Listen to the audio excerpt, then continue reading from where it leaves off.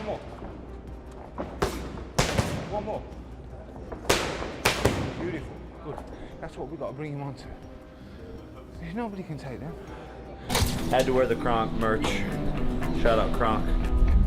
So first session is strength. We're basically going to be doing some explosive weights. High intensity, short amount of time. We're working on our sprint systems. Well, if I can beat Jake Paul, then excuse my French, what the f is Anthony Joshua going to do to Jake Paul? I think my dad said that AJ could beat him with his prick, and I completely will back that up. Even if AJ had a broken arm in there, it still wouldn't go past a minute.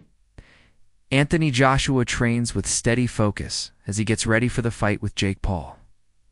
His workouts show strength training, movement drills, and calm confidence as he sharpens himself for the matchup. Jake Paul is also training seriously, trying to prove he can stand with a top-level fighter. The build-up shows both men putting in effort. One thing I knew, he was a hard worker. Second thing I knew, genetically, he's very gifted. But I knew after the evaluation we had some work to do. Now I've seen his body already evolve into something totally different. I've seen his conditioning evolve into something different. And more importantly, his understanding of his body and why he's doing things the way he's doing them. That's the most important evolution. Anthony Joshua trains with full confidence inside his camp, knowing he has a clear advantage over Jake Paul. Even with that belief, he pushes himself every day, focused on proving a point. His goal is simple: step into the ring, dominate completely. I think that's all that matters. Because early on, if you look for power, you waste energy, then that power evaporates. When they're tired, you ain't got the power to take them out, so you've got to open up in the gap for no reason. So just relax, flow. Just pop off Good that feet, reach. you were saying. Just pop off that reach. And any time you move, that should be that, that should be that, yeah?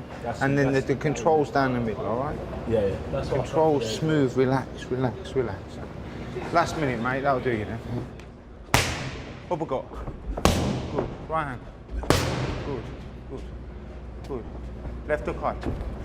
Good. Uppercut high. And again. Eddie Hearn says the financial offer given to Anthony Joshua is too big to ignore, especially at this point in his career.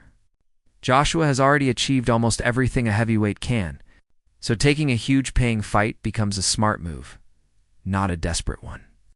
Hearn says boxing has always been about money as well as legacy, and when a fighter gets a massive amount for a matchup he can handle without big risks, it becomes a practical choice. He says Joshua is not doing anything wrong by accepting it. Instead, he is being smart about the chances available. Hearn adds that no fighter would turn down easy money when it fits training, timing, and career goals. In his view, Jake Paul offering such a large purse opened a door Joshua naturally walked through because Mike Coppinger, that one's in the works and looking likely for December. What can you tell me? Yeah, not yet. I mean, there has been conversations, obviously. I think it comes down to how true, they are. Jake Paul is that he actually wants to fight. I mean, he's a madman if he wants to fight.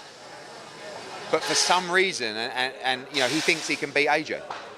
And I have to be honest, we were going to have a run out in December over 8 rounds against a bloke you've never heard of. And we may end up having a run out against Jake Paul for a career high payday. I don't see how we can turn it down. When I asked you about it a couple of days ago, you said that at that time you never really got into the financials. Have those been discussed now? Have you discussed the financial element? There has been some conversations around that, and it is, it's a huge amount of money. And I think AJ would be mad if he didn't do it, and I think he will do it if Jake Paul is genuine. We may wake up tomorrow with these people and they've announced another fight. Honestly, anything could happen. So I still can't get my head around the fact that this guy wants to challenge AJ. Listen, respect to him if it's true, but we shall see. To end on that note, I spoke to Alfie Sharman earlier. He said that himself or DAZN have had no conversations about AJ potentially taking that fight. Obviously, AJ is exclusive to DAZN. What's the situation with regards to that? Because I know they'd want it. Apparently the fight's done. Obviously, it's not done because those conversations have to take place. I'm very confident that I can have some positive conversations with DAZN. Obviously, we'll be on a clock, but it's a 50-50. Last one from me. I saw Chris McKenna tweeted that Anthony Joshua currently doesn't have a British Boxing Board of Control licence. Obviously, it's not unusual for someone who isn't fighting currently and he's inactive to let it run out. But he would have to apply for one to face Jake Paul again, and then they'd have to approve a fight. Do you think Experts say Joshua's career already includes fights with some of the strongest heavyweights of his era. Even after a 14-month break, they insist the experience gap between him and Jake Paul is still huge. They explain that Joshua spent years facing champions, hard punchers, and elite athletes who tested him in ways social media fighters have never experienced. While a long break can affect any boxer, analysts still believe Joshua's basics, power, reach, and ring intelligence, give him a major advantage over someone still learning. They also say Joshua's past losses don't matter here because the level he fought at is far above what Jake Paul has seen. Their view... Right? And just to clarify, I don't class Otto Wallin as a very competitive fight. Every competitive fight that AJ is in from now until the end of his career and has been in for the last few years, I believe has taken something out of him. Every time he's in a competitive fight, even when he's won, and I'm not saying taken out of him to the extent where he's no longer a good fighter, no longer can do anything, but every single one has taken one out of him. So let's say, for example, you go down the Tony Yoka route and you can sell it as the 2 Olympic gold medalists and whatever. It's a lose-lose, mate. You're expected to knock him out. If you don't, then you go the distance. I think that's going to take something out of you. I actually think that this could be better prep for a Tyson Fury fight. Not just mentally as well, because he smokes him and it looks great, and then he's confident. This is what I'm saying, right? Not just from a stylistic boxing standpoint, but from the mental standpoint of the fact that if you go in there and you smoke Jake Paul, straight away, all of a sudden, it's headline news, it's massive. And as well as that, you're coming in off the back of something that's impressive, right? We all felt like the Francis Ngannou performance was really impressive, but it wasn't followed up with an impressive performance. So it doesn't actually determine whether or not... This is worse. This is worse than that. I don't know what you're thinking, Lawrence, but the Ngannou one, you could at least say heavyweight. You could say that his pedigree. So we didn't really... On the distance while of he Fury. was coming from a different kind of method of fighting, end of the day, he's still a champion. We're talking about Jake Paul, guys. Do you know what's mad? Can I just add something in before Loza jumps in? There are Americans, and I've heard them in the last 24 hours, giving Jake Paul a better chance than Francis Ngannou, saying he has the boxing experience. Francis Ngannou didn't have enough boxing experience. Because that's how Americans view this whole thing. Well, no, Francis Ngannou did have more boxing experience than Jake Paul. Well, yeah. But that's what they're saying is Francis Ngannou had 1 fight, Jake Paul's had 10, 12. 10 rounds, and you little say I'm licking his ass. 10 rounds of Tyson Fury, will gain you more experience than everything Jake Paul. Adam Catterall strongly criticizes the decision to make this a sanctioned fight instead of an exhibition.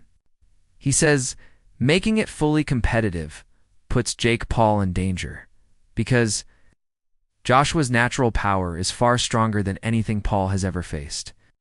Catterall says exhibitions offer more safety and controlled pacing, but a real fight removes those protections. He worries Jake may not fully understand how serious a heavyweight punch is, especially from someone with Joshua's size and background. He questions whether entertainment should come before safety and believes this matchup crosses into risky territory. His warning is that... Brutal knockout against Dubois. Yeah. Not the same AJ maybe of the past. He's 36. He's got a chance to earn £70 million, maybe to add to the 150 he's already got. Why wouldn't he do it?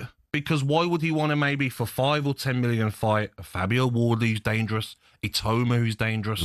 Surely from an AJ point of view, it makes sense.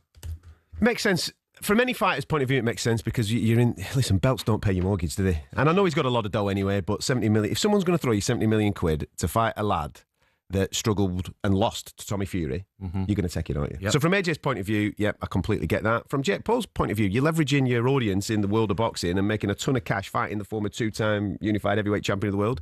Mate, most boxing fans would bite your hand off at that opportunity, especially if you're throwing 70 million quid in the pot as well. I've no problem with the promoters. My problem is that it can't be a legitimate fight. Let's be dead honest about this, right? Eddie Hearn said it will be. Listen, there is no commission on the planet that can authorise that fight. It's a 2-time unified heavyweight world champion, still in his athletic prime. You just said he's 36. We're not talking Mike Tyson age of 50-odd here now, are we? Olympic gold medalist. He's had 13 world title fights as AJ. 13 of them. Against the very best guys. And could take his head off. Like he done take Ngannou. It is dangerous. Yeah. It is absolutely dangerous. Like I've just said, Jake Paul struggled with Tommy Fury. The levels between these two guys are ridiculous. The commissions cannot sanction that as a legitimate fight. There has to be a rule change. It has to be an exhibition. And then you can have a little bit of a move. Hold on, Gab. Let's go back to proper boxing. I'm with Cats here. You know, this is ridiculous. Big story, though. Oh, listen, it's because it's AJ, because it's Jake Paul. It's going to do numbers and capture people's eyes, right? But experts say many fans have waited years to see Joshua fight Tyson Fury, a matchup discussed over and over. They say people feel confused that instead of chasing that long-awaited heavyweight clash, Joshua is fighting Jake Paul. Analysts explain that boxing politics, contracts, and timing made the Fury fight hard to finalize. On the other hand, the Jake Paul fight was easy to make and offered instant financial reward. They say fans may be frustrated, but Joshua is choosing what works for him right now. Even though the Fury matchup remains the dream, boxing business often pushes fighters in different directions. Cazorla adds that Joshua can cause huge damage with one clean punch.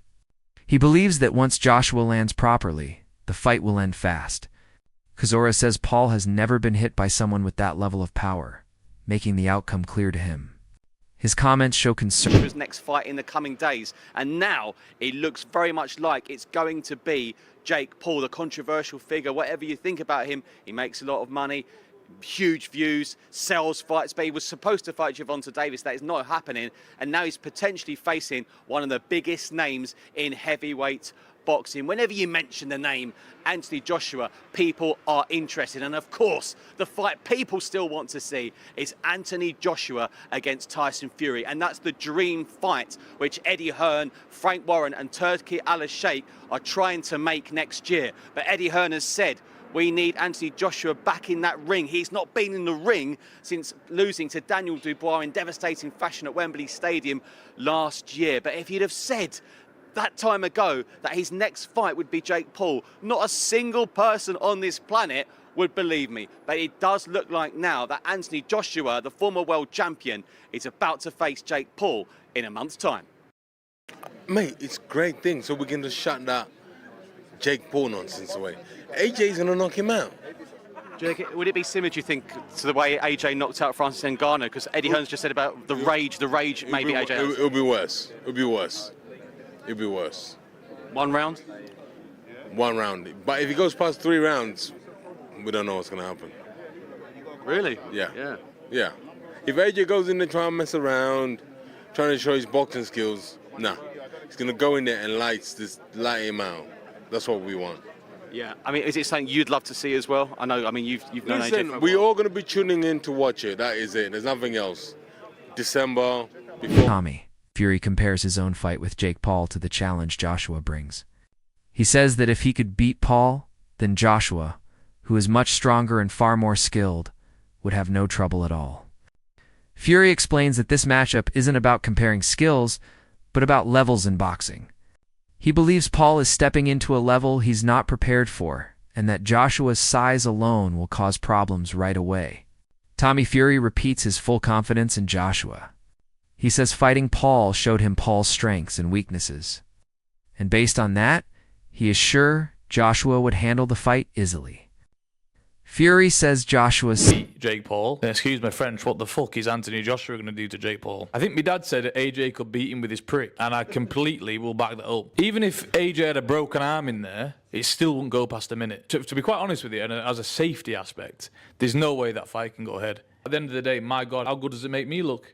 He gets beat by Jake Paul. Well, that automatically makes me 2-time heavyweight champion of the world, doesn't it? There's no proper way. I've got to laugh about it. How are we even talking about this? He got his nut boxed off by me a little over 2 years ago. And now all of a sudden, he's talking about fighting Anthony Joshua. It's like, come on. Like, you can't be serious. You can't beat me. I'm not Anthony Joshua, am I? So... Allen repeats his earlier concerns, saying this is not a fight Paul can treat lightly. He says Joshua's timing and strength could change the fight quickly, and that Paul may not be ready for the pressure an elite heavyweight brings. Allen explains that once Joshua starts pushing forward, the fight could shift suddenly. Lost to Tommy Fury.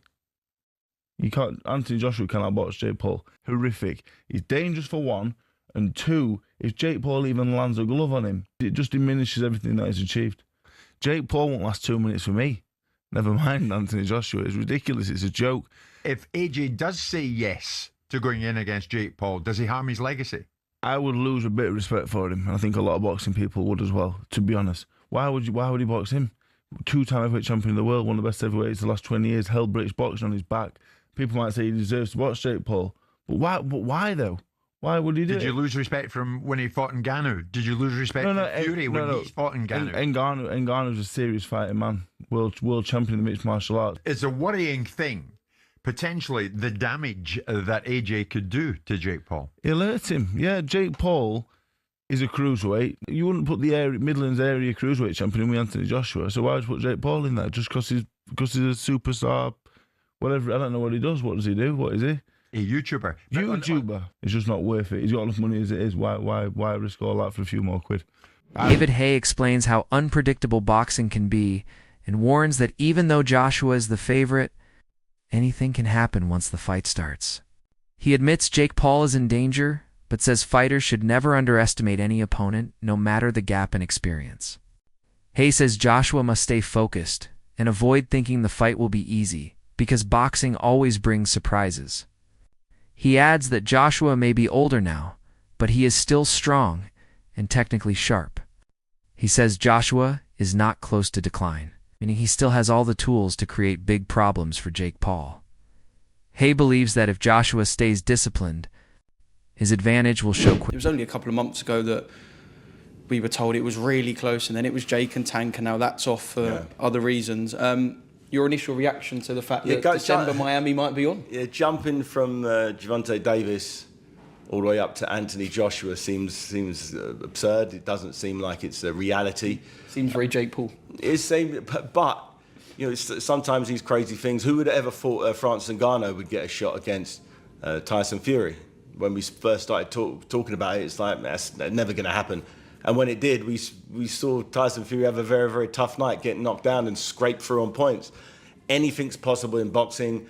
I think the chances of Jake Paul beating Anthony Joshua, I don't know, he's got a very, very low chance. I can't see any way that Jake Paul can win a boxing match with 10, 12-ounce gloves on with Anthony Joshua. Anthony Joshua, you know, world champion, silver medalist, Olympic gold medalist, 2-time heavyweight champion. He's a top 10, top 5 in some people's arguments, heavyweight, and he hasn't gone that far over the hill. He's not Mike Tyson, nearly 60 years old. I can't see it happening, but if it can happen and AJ wants it, then obviously it's going to be a massive, massive payday as well as a massive spectacle. It would be an absolute crush box office numbers, and unfortunately for Jake, that will be potentially his last fight in boxing if that first bell rings. I know your friend Derek had a few things to say about it last night, and he said AJ's got 3 rounds, and that's not that if it goes past 3, AJ's going to lose, but if it goes past 3, his quote was, people are going to go, what are you doing? It depends how he can't go past 3. It depends how he goes past 3 rounds. He could go out there and play with him and soften him up and make him look silly, or he could go out there, try and knock him